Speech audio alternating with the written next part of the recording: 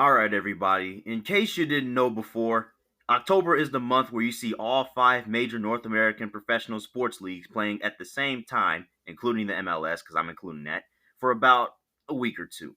But here's the thing that's under normal circumstances. These circumstances right now are anything but normal. But you know what?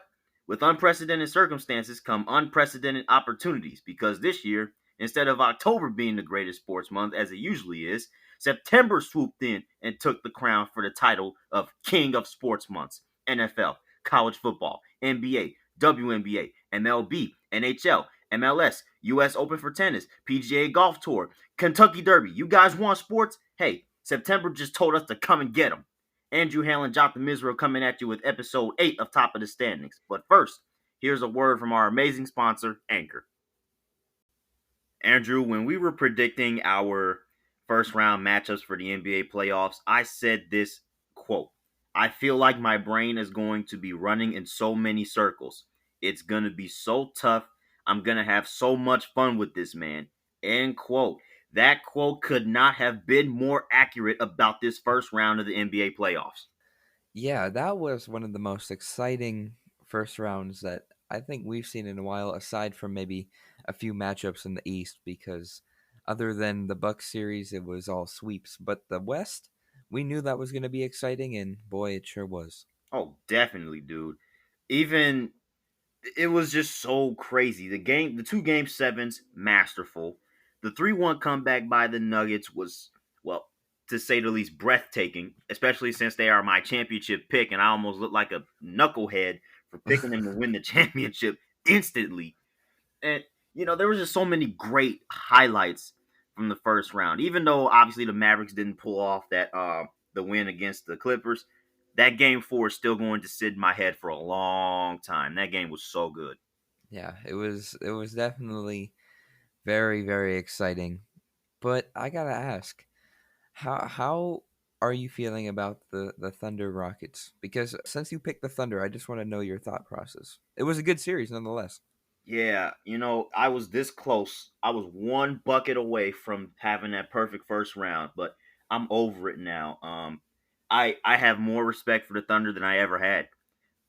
Chris Paul needs to stay his butt in OKC. I don't think the Thunder should let him go anywhere. I don't care what the age and the Chris Paul is washed up, man. He's old. No, no, no. The Thunder were the most clutch team this season.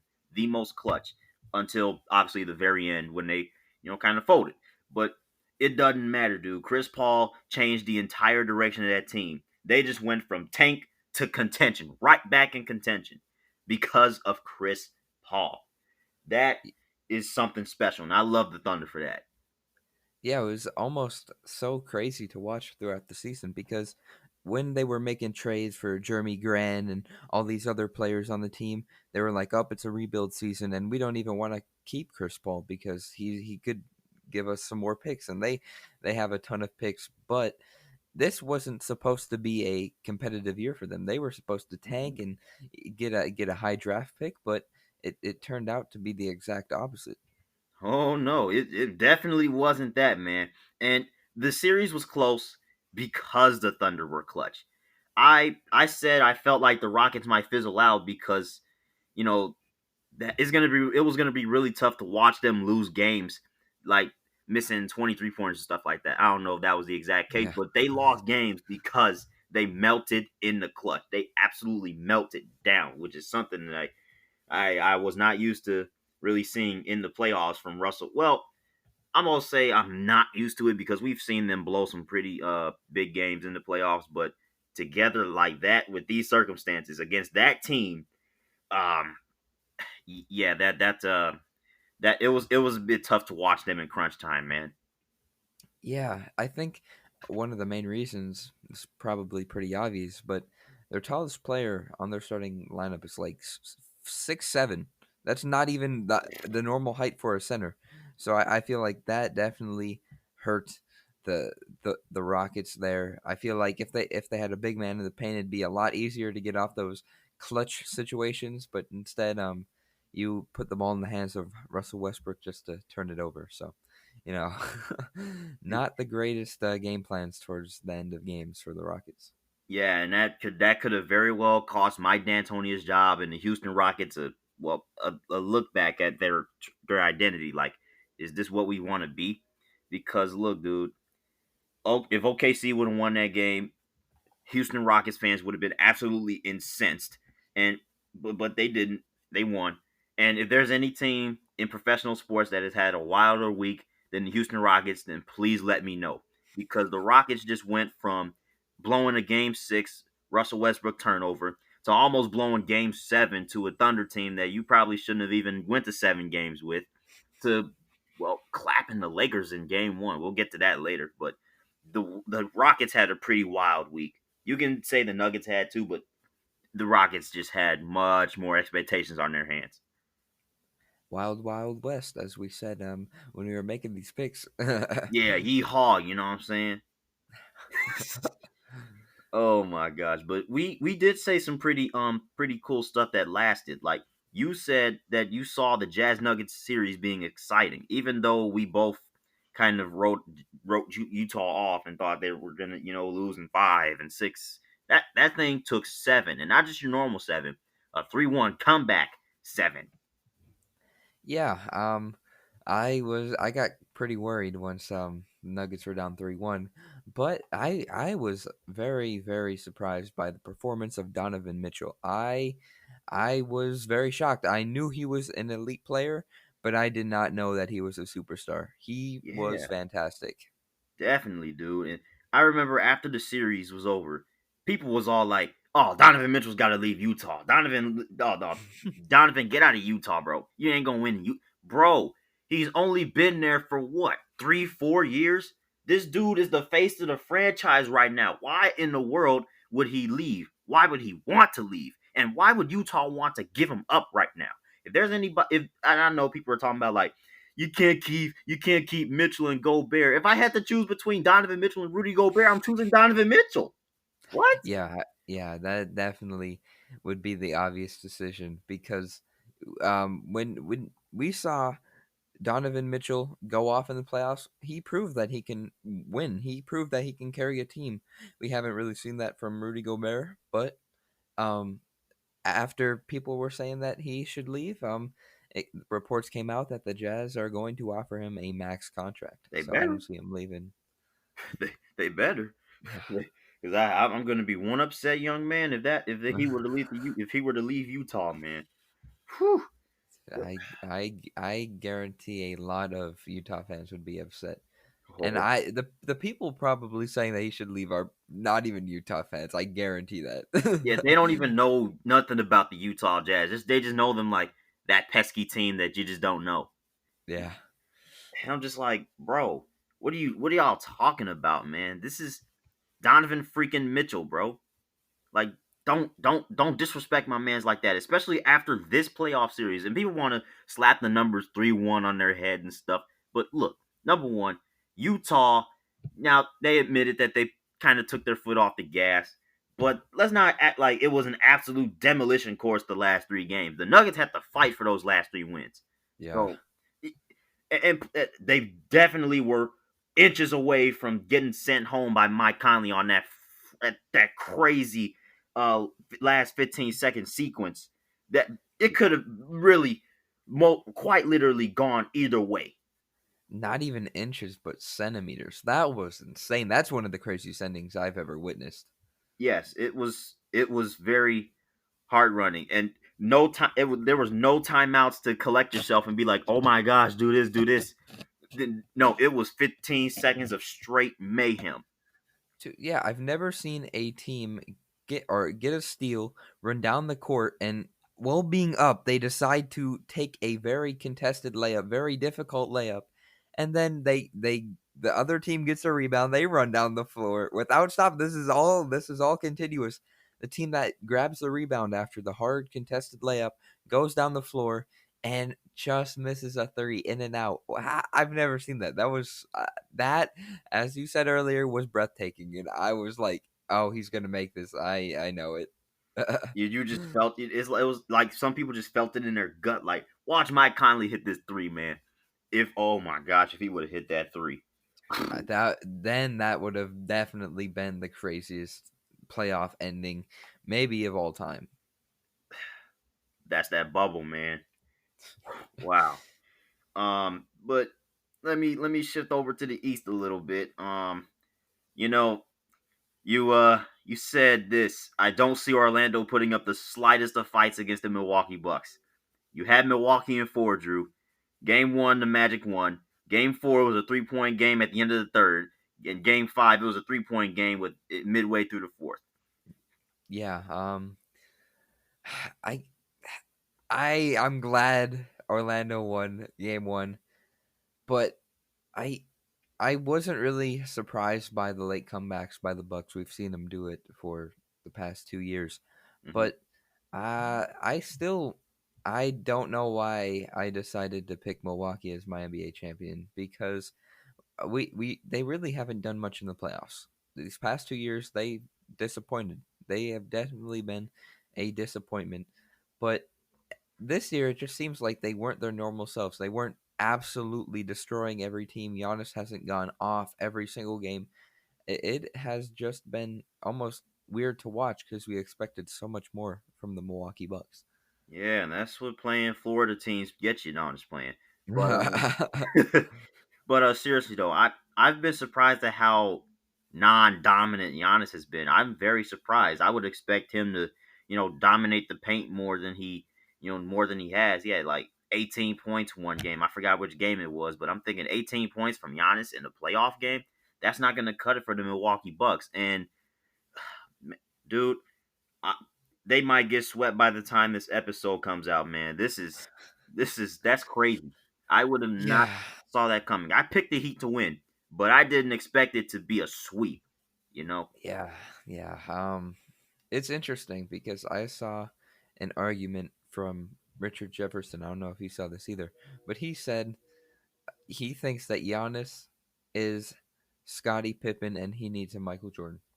Hmm. That kind of almost confused me because when you think of Giannis, he is the Michael Jordan. He needs the second player next to him. Wow, that's deep. So that's how the critics are looking at your team like this is not going to be a team that's going to win the championship. Regular season, different story, but look, it's different in the playoffs, man. And I mean, the Bucks obviously have to question themselves: what pieces do we need to get this team to the championship? Yeah, I mean, don't get me wrong. Chris Middleton, he is a great player, but is he that second go-to guy that can help um, push this Milwaukee Bucks team to success? I'm not sure. Yeah, I don't know either, man. It's some questions rising, and people are talking about Giannis leaving Milwaukee. That caught me off Oh, guard. I don't think that should happen. I don't think that's going to happen. But I, I mean, where else is he going to go? Why would he do that to the Bucks franchise? He's only been a superstar for what few years now. yeah, that almost reminds me of the KD situation. Um, Mm. I've seen people say he's gonna go to the Heat. I've seen people say he's gonna go to the Raptors. But if I were to persuade Giannis to go somewhere, I'd say the Detroit Pistons. Oh, that'd be nice. That'd be real nice. That'd be the indirect apology for sweeping the Pistons. Dude, that would be I think that would be like definitely the tallest most wingspan in the NBA because they would have Giannis, they'd have Thon Maker, Christian Wood. That team would just be lanky up and down the Yeah. court. Whew. Yeah, that'd be very interesting to see. But It's not gonna happen. it's not gonna happen. Oh boy, well, you never know. Bubble life. We'll have to wait and see. But another thing that you said was going to be exciting was a Pacers Heat series. Anything but because that Uh, was a sweep. That was a clean sweep. I just expected more from TJ Warren, Victor Oladipo. We didn't see that, and that was definitely the downfall because those are their two big players, and they really couldn't do much. And I now looking back at it, I am not surprised because the Heat they almost look like contenders for the NBA Finals. Yeah. And that's why I tried to tell people, throw away the seeding numbers. Throw away the seeding numbers. The Miami Heat are not your average 5 seed, for crying out loud. There was a big difference between them and the 6 seeded Sixers. Big difference. Yeah, I'm talking big difference because yeah, this is a team that is in position to sweep the best team in the NBA, record wise. That look, the Heat are dangerous, and I have the Raptors beating them in the Eastern Conference Finals, which I'll get to the Raptors later a little bit. But if that whoever meets the Heat in the Eastern Conference Finals, they're gonna have a tough challenge on their hands, man. yeah. They are. I'm just all around surprised by the team because they are a relatively young team with players like Duncan Robinson, Tyler Hero, and Kendrick Nunn. And they have played very very well. I'm pretty surprised. Yeah, they have been turning games around and snap of the finger. Although they did get some major help from not absolutely choking game 2. Um, that which was probably the craziest ending to a basketball game I had ever seen, because I had never seen a real NBA game end on free throws. Yeah, and I told you this. I disagreed with the call. I don't feel like any referee should call that with point or 0 seconds left. I don't know why that just I yeah, it was exciting after all, but just like if you call like you never see those late calls. I mean, you might see a foul with like 3 seconds left where the other team has a chance to, get back up or tie a game, win a game. Hmm. But they didn't even they called it with 0 seconds left. It might like you never see that. I didn't agree with the call. I feel I saw people on Twitter. This was the perfect makeup call for that call on Chris Middleton. It was a makeup call. Wow. Just freaking wow, dude. I mean, the refs. That was a pretty questionable ending with the two fouls with Dragic, and it was so questionable. It was the first time I had seen a broadcaster and a former NBA referee serving as like a referee advisor. That it was the first time I had seen the two completely, absolutely disagree with no chuckles or no laughters.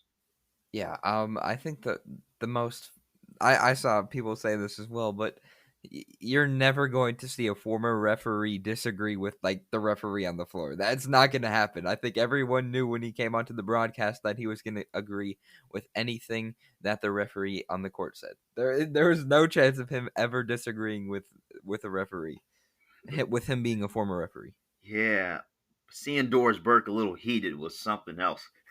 But Oh yeah, my she was gosh. mad. She was real mad. She was like, "I couldn't disagree with you more." Oh my, when I was she like, "Oh said my gosh." that, bro, when she said that with no laughters after that, I was like, oh, I felt that, bro. I felt that.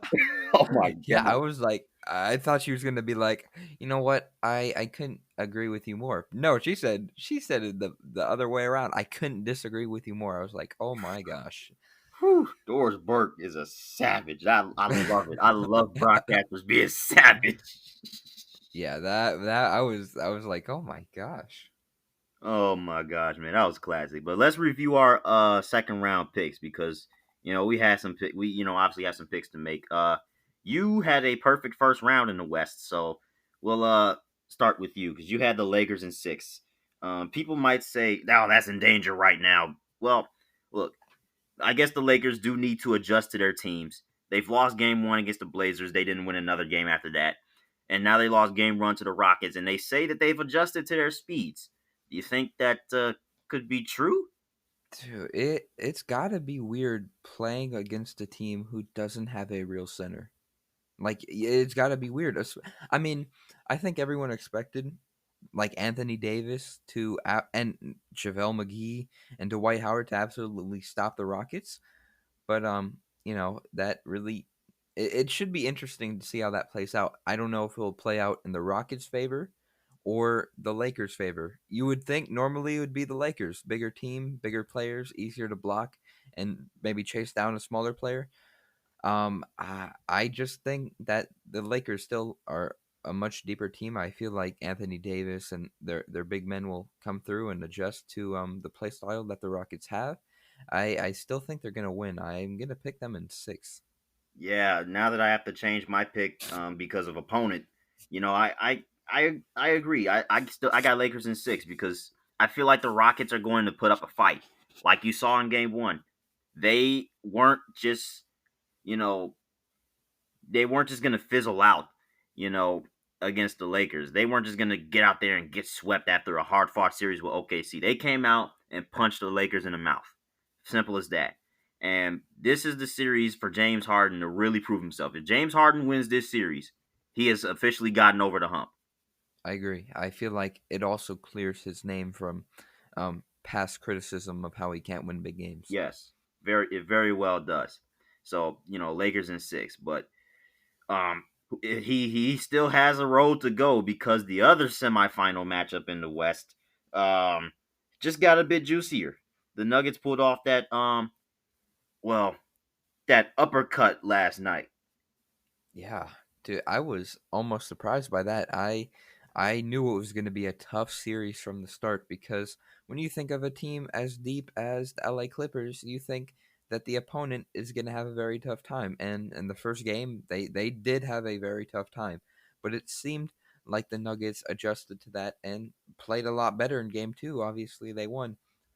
I think it's going to go down to the wire again. I feel like it's going to go to another game 7, but I just feel like the Clippers are too deep, and I see them winning in 7. Yeah, I have a bad feeling that you know, the like the get if there were to be a game 7, I just think the experience would absolutely destroy Denver. Even though they've been in a lot of game 7s recently. As a matter of fact, their last 3 series have gone 7 games. So they've played a lot of postseason games the last couple of years. But uh against game 7 Kawhi, I don't Yeah, I got a question. I mean, they're gonna have to bring all the double teams like they did last night. They're gonna have to force, the other guys to make 3 pointers and stuff because Kawhi's mid range is something unprecedented. But I will say this: the Clippers, they could not get by that Nuggets rim protection. I was very surprised at how well the Nuggets protected the rim last night. yeah, me too, especially without Bobo. Yeah. Yeah, I was surprised too. Jeremy Grant had a nice block at the end, might have been a foul, but I was going to say the same thing. Their rim protection was very surprising to me because, I mean, I'm not going to take anything away from Jokic, but we don't really think of him as a defensive player. Like he's not. He Hmm. is mainly an an offensive wizard. I mean, being that big of a human being and being able to make some of the plays that he has made offensively has been impressive. I just don't think of him as a defensive player, and to see them be so good around the rim, I was very surprised. Yeah, hopefully they can keep it going because they're going to need it. Yeah. Did you see all those misses that the Clippers had at the rim? That completely changed the game. They were blowing point blank layups. Playoff, Yeah. playoff P, huh? Yeah, in a playoff series, if you're the Clippers, you need those. Those are big plays and misses that you have to have. And if they don't fix that, it's going to be a tough series for them. Yeah, and Kawhi missed. He was like 3 for 13 in the game. Ugh, Yeah. that's not gonna work for the Clippers, man. They better get it together because I got one angry Clippers fan on my heels. Um, because obviously we're locking horns right now because I said Nuggets are gonna win the finals. So in order for the Nuggets to win the finals, they have to beat the Clippers. And since he's a Clippers fan, we gotta lock horns. Yeah. Hey, I wouldn't be mad if Denver wins. I wouldn't be mad, but I still got Clippers. Yeah, I don't blame you, but I'll stick with Nuggets in 7. I'll stick with my original my OG prediction for now. Okay. Okay. All right. Let's transition to the East. I mean, we got Milwaukee and the Heat. I mean, we already kind of discussed it, but I'd like to hear your thoughts. Dude, this is gonna be a sweep. I'm sorry. Oh, Giannis rolled his ankles, questionable. He might obviously he's gonna play through it because this is your season on the line. But nobody has ever come back from a 3-0 deficit. You're not coming. You're not coming back from down 3-0 against this Miami Heat team with Jimmy Butler playing as efficient as he has um, in a long time in the playoffs. Um, I feel like the Heat are going to cause some major problems to any team that they face, like major problems. It's going to take a whole lot to get them to fizzle out again because they're looking real good right now, man. Yeah, this is a tough pick for me because again, I picked the Bucks to win the finals. Yeah. Um, they're down 3-0.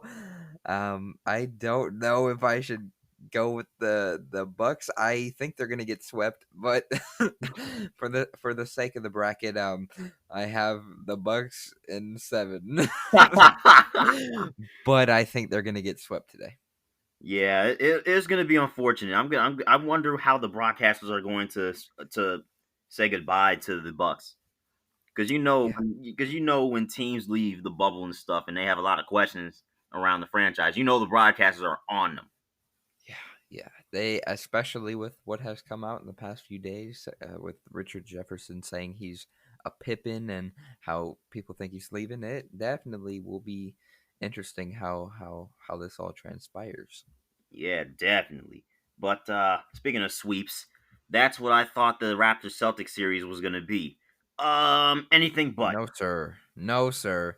We that was that again. That game two was. It came down to another exciting ending. Hmm. Game three, oh my gosh, Yeah, that again, that was crazy.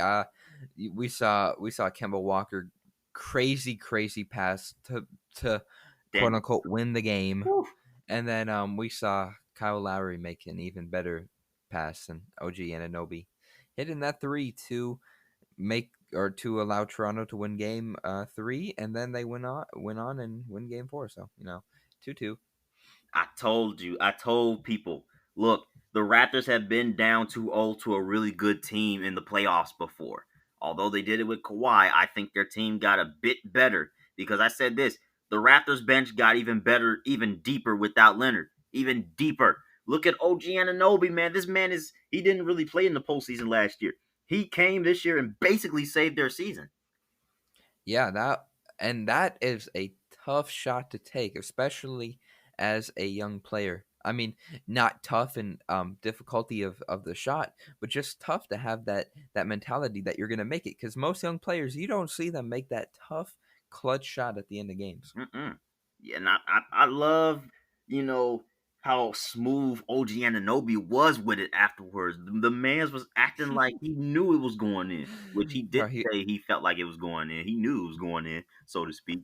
So I'm just like, oh my gosh, this man is putting the sauce up. yeah, he did that. He did that mean mug like Derrick Rose after hitting that buzzer beater against Cleveland a few years ago in the playoffs. No facial expressions whatsoever, just calm, cool, and collected. Yeah, other than the big smile on Carl Lowry's face as he Yeah. hugged him, that was a big smile. I mean, Lowry was so happy to see that he hit that shot, and everybody Yeah, in Toronto was too. So I mean, you said Toronto in 7. I said it was going to be a Toronto sweep. Obviously, that's not happening. It's got to go. It's going to go at least 6, which is something that I really expected from this series. Even though I said sweep, but man, this series just flipped on its belly, man. I still got the Raptors, bro. in how many are you thinking? You know what? I'm gonna go 6. I think they're gonna do it. I think they're gonna do the six Ooh. piece again. Hey, 6, that is definitely that's so you think they're just gonna turn the entire series around. I like that. I think they're just going to turn the entire series around, man. Looking at the moment, dude, the Boston Celtics are incensed at themselves. They had a 3-0 lead right in their bag. They probably could have took the foot off the gas a little bit because it's a 3-0 lead. But, dude, no, you had to buckle down, and you lost 2 straight close games. Same thing that happened to the Bucks last year. And then game 5, in game 6, basically it was just the Raptors pulling away. And I think that's exactly what's going to happen to another team in green. Hey, I would be excited to see that. That I'm just excited for the second round. There's so many potential comebacks and exciting series. Yes, dude, I love it. But speaking of the second round, while the NBA is still in it, the NHL is out of it. And well, we went 500, Drew. Um, st- well, we're gonna have a Stars Golden Knights Western Conference Final. Lightning Islanders Eastern Conference Final. But how did we get there? Well, we got there because of the Canucks' inability to get shots on goal. Yeah, and to be honest, to be completely honest with you, they were so lucky to stay in the series. The Golden Knights had so many shots. They were lucky they took them to 7 because that was just I don't know how the Knights could not capitalize on all the shots they had, Yeah. especially when the Canucks had very little. So, um, the Knights they definitely need to play better in the conference finals, or not even better. They just need to capitalize on their shot taking because they played pretty well. Just they need to capitalize on the shots. The Canucks, I enjoyed watching their run. I like the Canucks, but they were lucky to even be close in the series. Even though I picked Vancouver to win that series, I will admit I was a bit lucky to force 7 because Yeah, look, game 5 it looked like showers of absolute trolling were gonna rain on me. But yeah, especially considering, I mean, just look at the first 3 games that Vegas won, man. They had 13 goals on 110 shots. The next 3 games they had 127 shots, more shots, but they only got 4 goals out of 127 shots in 3 games. That's not good production for all those shots. Oh, and let me mention, half of those goals were empty netters. that's what I So, was about to say. hey, that the Knights definitely have to get better on offense because they're not gonna outshoot that Dallas Stars team like that. Yeah, speaking of the Stars, that was my most shocking upset of these playoffs. I was not expecting the Avalanche to go down like that. As much as I dislike the Avalanche, I thought they were we both thought that they were by far the better team, and Hmm. I think we even said something along the lines of we didn't even see the Stars even getting close to the Stanley Cup. So Uh, ah ah you know, I said the side of the coin was gonna flip to the Avalanche, so I basically implied it was 50-50. But dude, I mean, if the Avalanche were at full strength, it's a whole different story. But obviously, playoffs shows got to go on. I said the Avalanche were gonna win still, even with all those injuries. They almost did because they almost pulled off a 3-1 comeback, but just like every other team that came back from 3-1, an anticlimactic finish. Although this was the best anticlimactic finish, it was, dude. That's what you want to see as a fan. Game 7, Stanley Cup playoffs, overtime. yeah, and we saw that in that series, but for the other game sevens, it was again anticlimactic. Uh, like in the Flyers game, Islanders game, a goose egg, and in the Golden Knights and Canucks game, goose egg. Goose So egg. both pretty disappointing game sevens. Yeah, yeah. I don't know what to say, man. But yeah, it's the Western Conference Final, man. We might as well pick that right now. Who you got, man? To Stars Golden Knights, that will be a very interesting series, honestly. I don't know how the Stars are going to go up against the Golden Knights.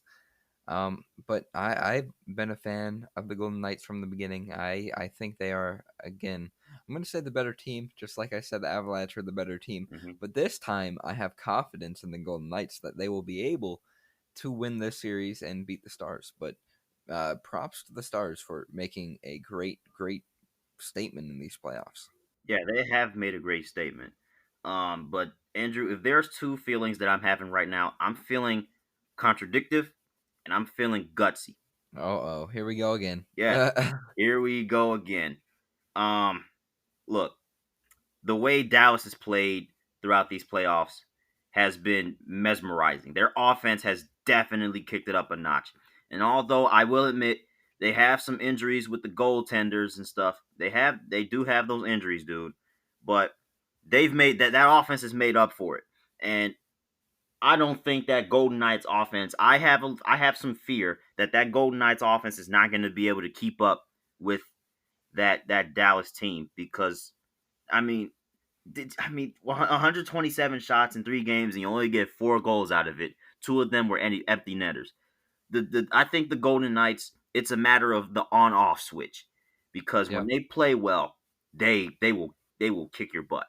But when they are off and they just do not play well, that well they lose. So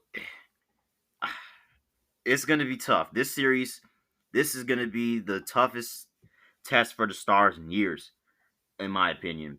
But I think they will pull this off. I Whoa. will. I'm sending the Dallas Stars to the Stanley Cup Final. I am. I can't believe I'm saying that, but I, I mean, I would love to see Vegas win it all. I would love to see Vegas win it all, but I think Dallas, that pesky team in green, I feel like they're going to find some way to outgun the Vegas Golden Knights. Wow. That that's a fair assumption. Honestly, that is a fair assumption. I wouldn't be surprised either way. They could be the St. Louis Blues of this year, and I would not be surprised whatsoever. Yeah, I like the Golden Knights, but I just feel like they need to be more consistent with their offense. I'm not mad at your pick. yeah, dude. Especially for a team that is averaging 3.6 goals per game. Yeah. Yeah, dude. And they haven't been shut out since what, game 2, game 3 against Calgary. That's a long time ago. So that offense has definitely stepped up. And then a hat trick by a rookie in Game 7. That's Oh, crazy. oh, Kevin Ranta. Oh, see, I'm very, I mean, I don't think he's gonna be doing too much against the Golden Knights because, well, fourth line. But dude, I mean, if he can do some magic, well, I'm here for it. 'Cause I'm picking you to go to the Stanley Cup Final, buddy. Yeah, I don't blame you with that one. That is a fair assumption. Yeah, dude. But you know, the Eastern Conference wasn't so kind to me in the first round. But the Eastern Conference apparently became my best friend because I got both of my picks in the East right. Something that I can't say about the West. Thanks for stabbing me in the back, Western Conference. Um, wow. Uh, I had a fear. I said I had fear that I said the Islanders team was for real. They are for real, Drew. They are, and it was. I'm really happy for them because this was their first time making it this far, making it to the conference finals since 1993. I'm very happy for them, and I am very pleased with their performance, especially beating the Flyers, the number one seed, like that. Yes, it went to 7 games, but again, they were up 3-1. So I'm really excited and hopeful for them in the rest of these playoffs. And with that being said, Islanders. No, nothing else needs to be said. I don't like the Lightning. Islanders. Wow, dude. You know, I told you earlier, I was feeling gutsy. I'm picking Tampa Bay, bro. I'm going with Tampa Bay, bro. Because look, the Lightning have been the most dominant team in the playoffs, in my opinion. Yeah, They have not been really highly contested in the traditional 16 team playoffs. And I look at this Lightning team, bro. Look, you said you didn't trust the Lightning whatsoever. You said they've done nothing in the playoffs. You said that you did not see the Lightning playing well because they truly haven't been dominant. Well, Andrew, here's your dominance. 8 wins, 2 losses. There's your dominance. Two 5 game series wins against the Blue Jackets and the Bruins. There is the Lightning team that you, well, did not want to see. wow, you just shut me down there. Yeah, Islanders. You're really gonna go down I with think that the myself. Islanders are going to go to their first Stanley Cups and win it since 1983. That's what I'm saying right now. Oh my gosh, dude. I will I will say this, bro. I think I really I need to point this out, man, because I called something that I did not expect to call. I said I think the Lightning made a real statement to any opponent. This is after the Blue Jacket series. I think the Lightning made a real statement to any opponent they encounter in the playoffs. Like, hey, we'll take you to 5 overtimes. We'll get tired and still beat you. We'll win 3 in a row against you. They won 4 in a row against Boston. We'll send you home on an overtime goal. That's exactly how Boston got sent home. And just go on to the next team, the New York Islanders. Yeah.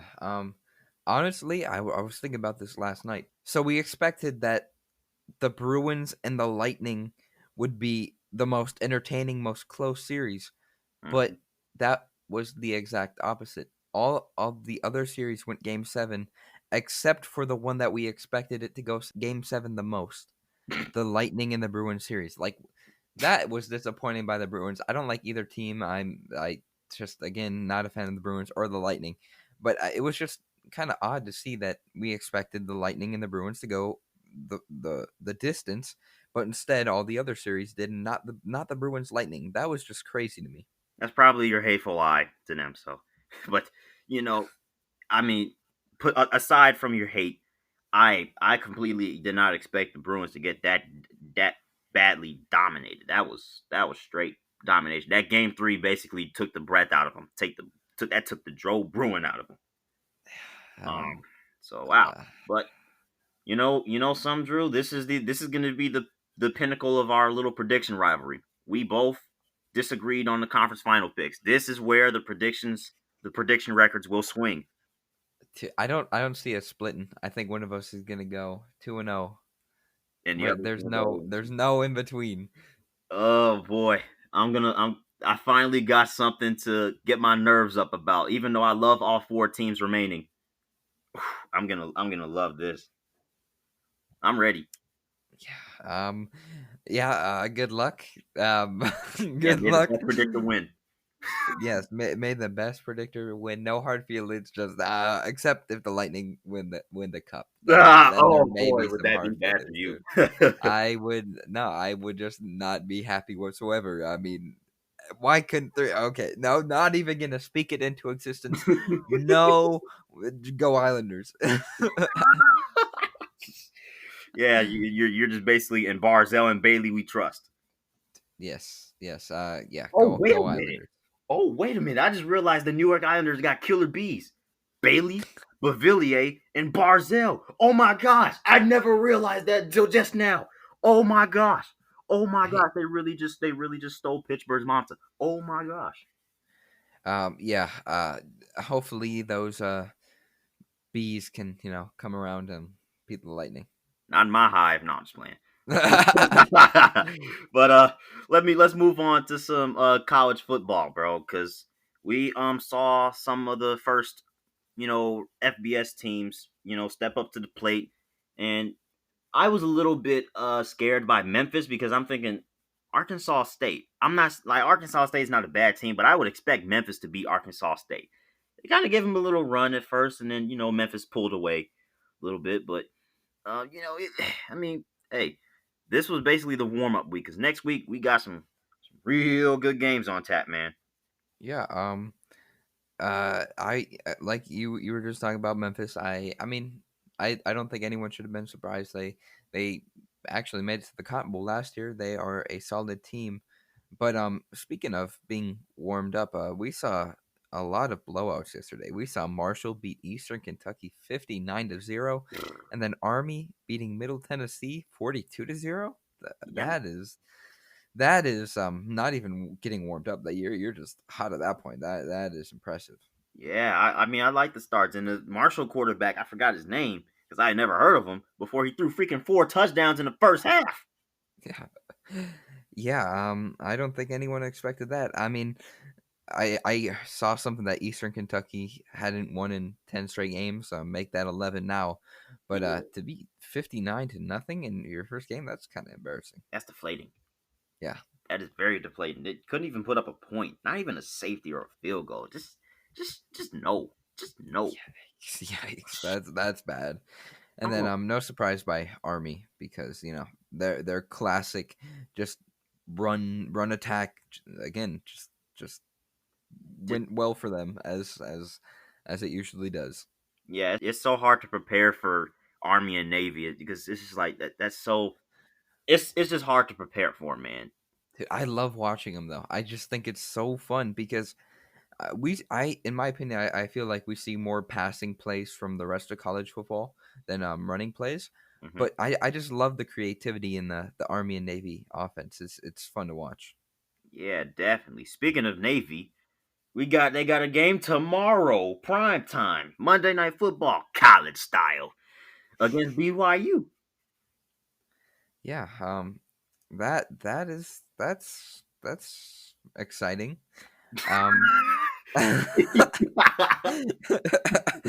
It's Dang, no Drew. Dang, Drew. no it's no Clemson, Alabama, or anything like that. But Monday night college football is not bad either. I'll take Navy BYU. I'm not familiar with either of the teams. I don't think many people are. Mhm. I don't even know how to predict Predict it. this. I'm just gonna say Navy because I think they're a better overall team on offense. I have to agree, man. I'm not taking any chances yet, and take. I'm not. No, I'm going Navy. Go Navy. I'm rooting for a good game, though. I'm rooting for a really good game to start the real festivities. And I'm glad. I'm gonna be so glad to be hearing Chris Fowler and Kirk Herbstreit again, man. So Yeah, glad. it's been too long. Way too long, man. That's gonna be good. But speaking of those two, they got their first Saturday night football primetime game. Coming Saturday, Clemson versus Wake Forest is gonna be hosting college game day for the first time ever. Wake Forest. Hmm. Wow, another exciting game. Um, so last year, and we saw Clemson kind of take it to Wake Forest. So Hmm. I I I mean they won 52-3.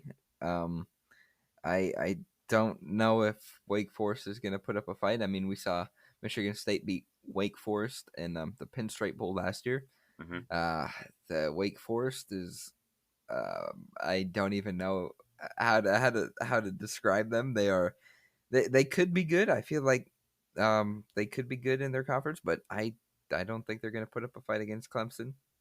Not against Clemson. I agree, man. I got Clemson, man. Look, they're preseason number one for a reason, and that's freaking Trevor Lawrence. That the dude, he's had a really good, first two seasons. This dude has taken college football by storm ever since he replaced Kelly Bryant. Um, Bro, look, I mean, Wake Forest was decent last year. They were ranked as high as 19 last year. They went 8-5 overall, 4-4 in the ACC, but and went to the Pinstripe Bowl, lost to Michigan State. But yeah, I mean, the Wake Forest last year they were a decent team. They were like Yeah, a decent team. 8-5 is not bad, but that's definitely not like contention worthy. yeah, that's not Clemson status. No, like Clemson, like we're talking, you're only losing one game a year or no games. Yeah, Um, so yeah, I mean, I think Clemson's gonna take this. I don't know if this. I don't think this is gonna be close. I really hope it's not no 35-point blowout or anything like that. But um, I don't know. I would hope I'm wrong. I would love to be wrong yeah, for once. yeah. I But mean, you know Trevor Lawrence is good when NFL fan bases are saying tank for Lawrence well he's a freshman, so I guarantee a few teams will be trying to hashtag tank for Lawrence this year. Mhm. I think he'll have another good year. He really hasn't been really defeated like terribly ever, and Mm-mm. I feel like he is gonna have another great year this year. Yeah, it took 60 touchdowns and a Heisman Trophy winner, a Coach of the Year, and a loaded defense to bring this man down. Yeah. Yeah. I think Clemson will again be a really great team this year. Yeah, I really do. And I'm gonna look forward to seeing how they run through the ACC because especially with the addition of Notre Dame. Speaking of Notre Dame, could they be on upset alert at home against Duke? No, I don't think so. I don't Um, think so either. I mean, according to ESPN's matchup predictor, they have an 87% chance to win, which is Kind of low. I was expecting a little bit more. I mean, 90s. Duke You has know, has a 12% chance of winning. I mean, in years past, we have seen Duke either win or lose some crazy finishes. Like I remember a few years ago, was it Miami Duke. Miami? Yeah, Miami, the lateral Yeah. play. Oh my gosh, yeah. That's really all I know Duke for. Either losing crazy games or winning crazy games. I don't think they're gonna put up. I mean, who knows? I can't say that about Duke. I don't know much about their football team. I'm again hoping for a good team. I still think Notre Dame is going to win though. Yeah, I don't expect much from this game either. But since it's on a network, see when the game is on a network and it's an upset alert, that's how you that's I it just catches my eye because it's like this game is gonna be on NBC for crying out loud. Yeah, Even though it's Duke football versus Notre Dame football, which they are on opposite ends of the spectrum. Notre Dame went 11-2 last year. Duke was 5-7, 3-5 in conference. Now that they're both in the same conference, yeah.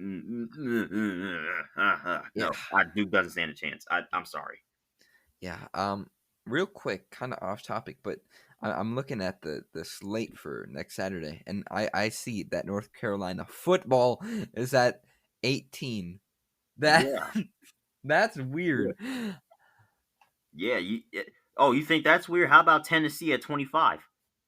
Yeah, I don't know what's going on. I mean, And no this is Big weird. Ten teams, I'm no sorry. Pac-12 teams. I it's kind of funny seeing all these other teams move up into the top 25.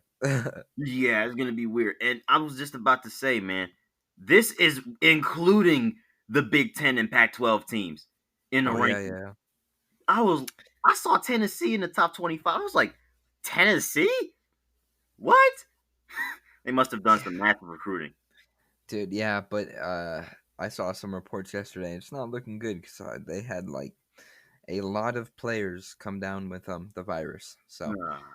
I don't know how far Tennessee's gonna get if they even play. But it's kind of funny looking at all these not not known football schools coming into the top 25. It's kind of funny. Yeah, I mean Tennessee in the past was a really good football program, but Yeah, recently, no, nowhere near. Hasn't been the same. they've had better players than overall teams, I'd say. Yeah, that's Tennessee football, man. Simple as that. But sticking on the topic of football, wow, the NFL is coming back. Wow, that hit me harder. That hit me faster than I expected. Texans Chiefs Thursday. Dude, I'm excited for this matchup. We saw a crazy playoff game last year. I'm in even a regular season game between these two, which was pretty good. I feel like again it's going to be a very very close game. I'm looking forward to it.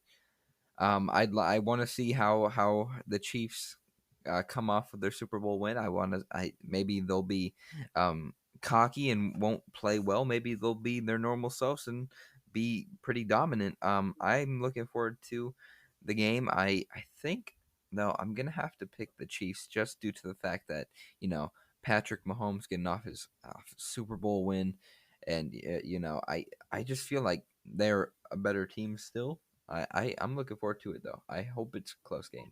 Yeah, me too. And I'm going with the Chiefs too. But I mean, don't be surprised if the Texans come out clicking on cylinders.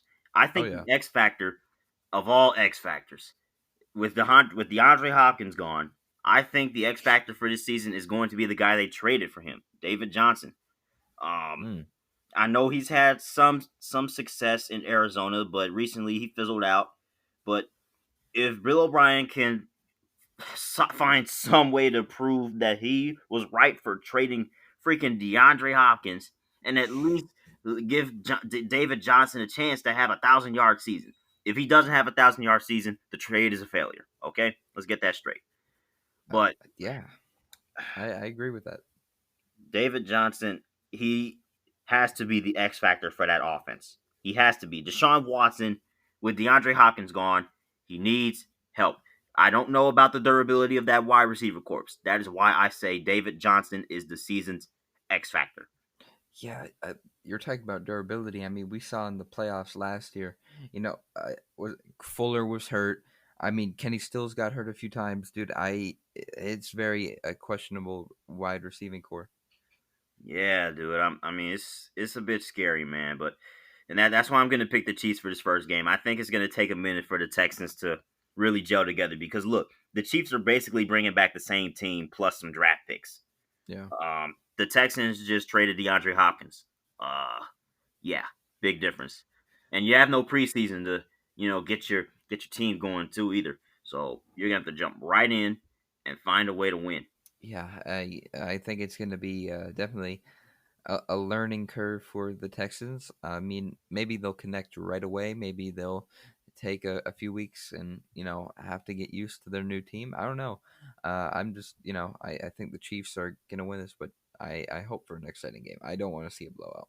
Yeah, I don't either. I want to see at least a close game. I don't care if somebody pulls away in the fourth quarter, fine, but at least give me something exciting. Yeah, of course. Speaking of exciting, Andrew, when was the last time you saw the Astros blow three straight games in the last inning? Dude, I don't know. Um, Probably when they were in the NL. Oh my gosh, man, that's hilarious. But the Angels have, won three in a row against the Astros.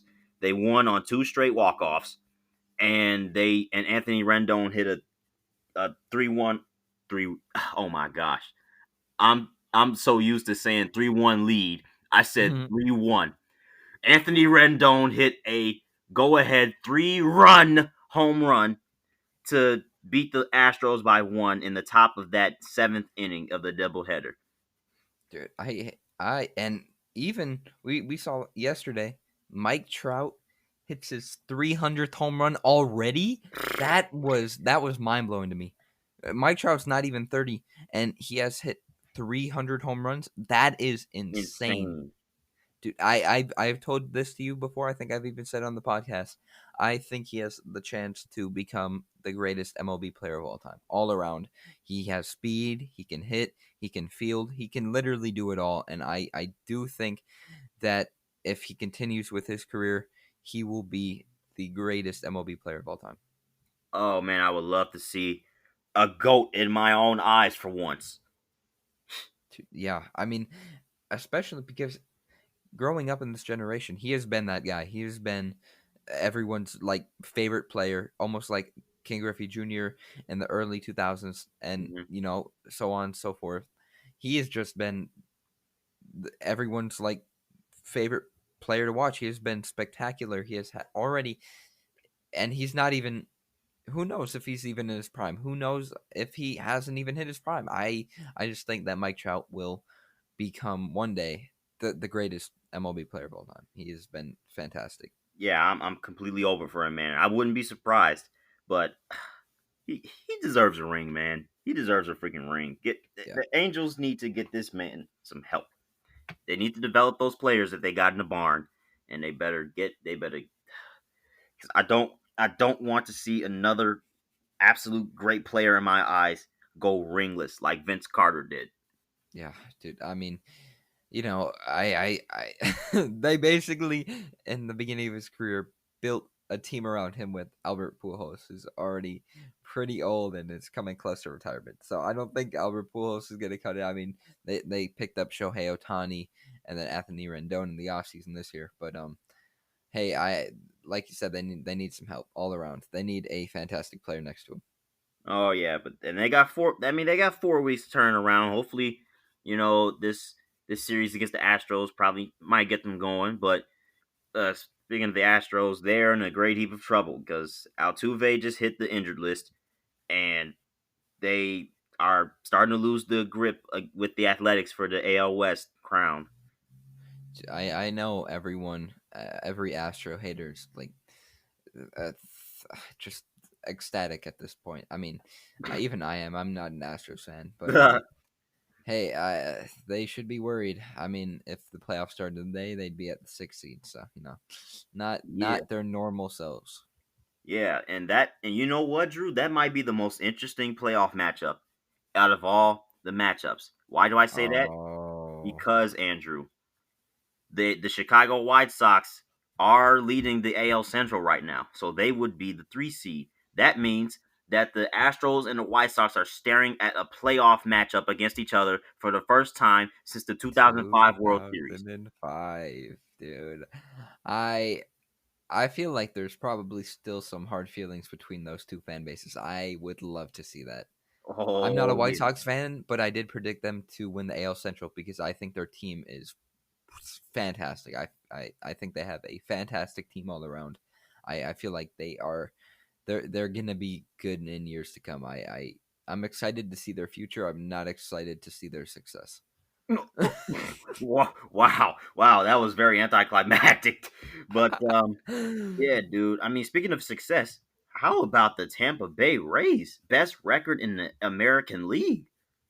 Yeah, I mean, at the start of the season, I mean, I think everyone thought the Yankees were going to pull away again. I mean, they were pulling away, and then the Rays came out of nowhere and took that first seed, took the best record by storm. Hey, I like the Rays. I mean, Florida native in me, I like them. I like I just love watching playoff games in domes. I would love if there's no bubble, I would like to see a playoff series in Tampa Bay. Oh yeah, definitely. I love it. I love it. I mean, watching the playoffs last year. I mean, I know they shrunk down their stadium massively, but still, hearing those fans in that dome, in the Tropicana Dome, you know, that was very I loved it. I loved watching it. Yeah, Um, yeah, I'm looking forward to it. In the NL, I think everyone expected the Dodgers to run away. Mookie yeah, Betts and so many other great talent around him. I don't think anyone expected less. yeah, your But regular season win. The Marlins, they're still in the playoffs, Oh the yeah, playoff race. can you believe it? Is this team really a playoff contender? That whew, now you better be lucky that this the format got expanded because technically there's only supposed to be 5 teams that are supposed to make these playoffs. The division winners and then 2 wild card teams. But now that is basically expanded to 5 wild card teams, you're gonna have some weird names in there. The Phillies have stepped up. The Padres have stepped up. The Rockies are still in contention. The Brewers and even the Reds and the Mets are still in contention. The Giants, bro. This is Tigers. Sorry, had something in my throat. They played bad. I don't even want to speak of them. But uh, yeah. This is like the year 2000 all over again. I mean, you got the Rockies, you Marlins, Braves, Cardinals, Cubs, Padres, Phillies, all these random Blue Jays, all these random teams in the playoff races. This. I love it. I love it. yes, dude, and that is why I told you weeks ago. This format should stick around.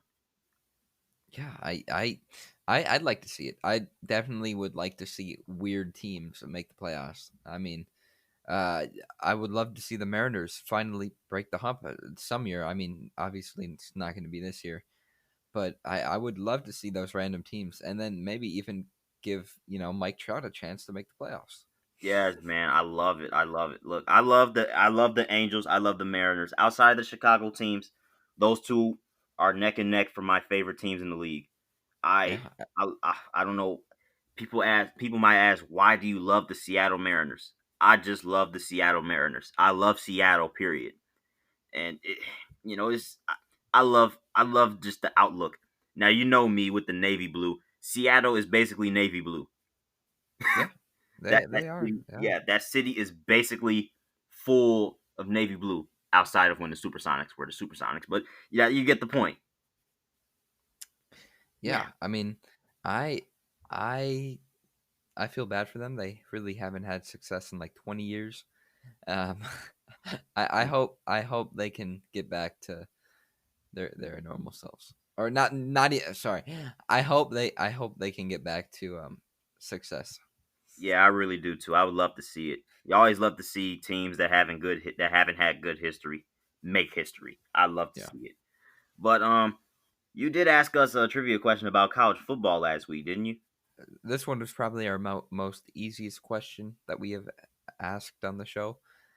Um, it was, what is the oldest rivalry in college football? If you guessed Mm, Harvard, you're wrong. If you guessed what is another Ivy League team? Dartmouth, Cornell. Dartmouth, you're wrong. Cornell.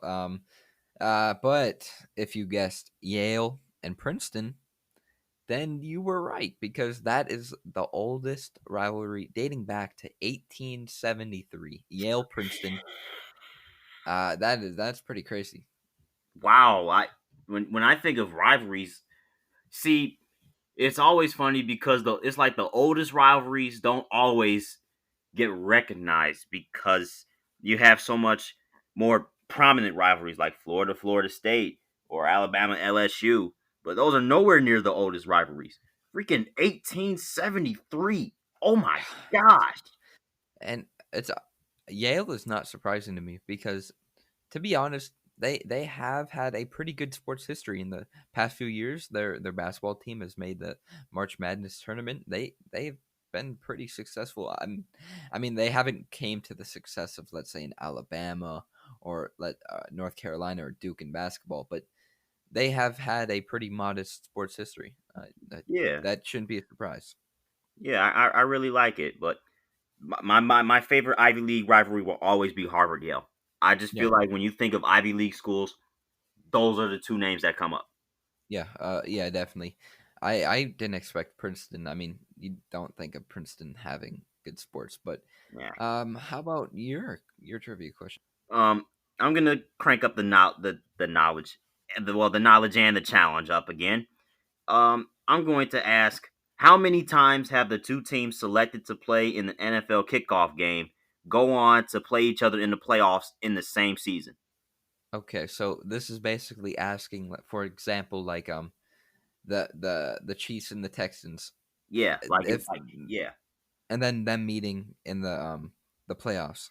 yeah, this season. Yep. Okay, so since they play opening game, they would have to meet in the playoffs. All right, so what teams have done that? Hmm. Uh, that that is a tough question. I mean, are these teams that people would normally expect?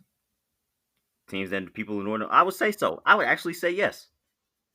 Okay. Can we get a timeline? A timeline. Yeah, that's gonna be tough because it's pretty versatile. Spans two Okay. decades, my guy. Okay. How many times has this happened? That's the question. Okay, so that's the question that people need to think about. Okay. Um, huh. This is again pretty difficult. Ooh, I come with it, man. I told you. 2 decades. Okay. Pretty broad. Uh, I'm telling you, I'm giving you a challenge, but that is the trivia question for this week.